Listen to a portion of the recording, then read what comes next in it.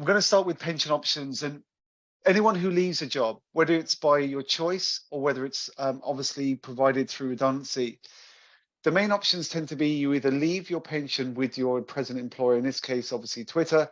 You may have had some previous employment pensions from previous employments, and you have these same decisions to face, by the way. And you have a choice of transferring that to a new company pension arrangement. So for example, if you left Twitter and moved into another job, let's say in Dell or whatever company it might be, any other company, tech or not, you may have the choice of bringing that pension with you. Alternatively, you can push that pension into what's called a pension bond. There's a lot of jargon in this industry, and don't get too bogged down by that. But essentially move it into a standalone pension in your name where you can't contribute to any further to it, but it does provide you with access early.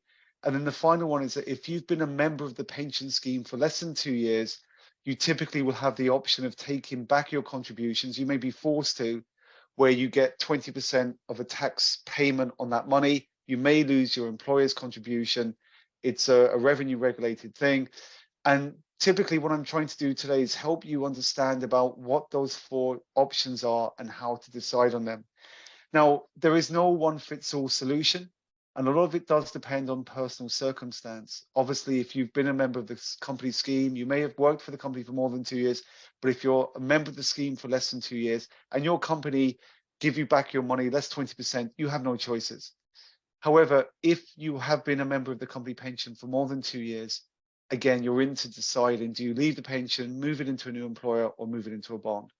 And typically, again, we would like to suggest that we can help you as an independent broker make those decisions as to what suits you best.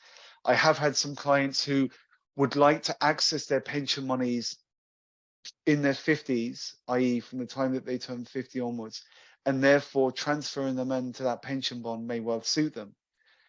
One of the things I suppose I'm keen to kind of get across is that, again, it's not a case of just do something because, you know, somebody suggests it. Other people, for example, may have transferred or believe that you should transfer your pension into your new company pension when you join your company, and that's absolutely fine.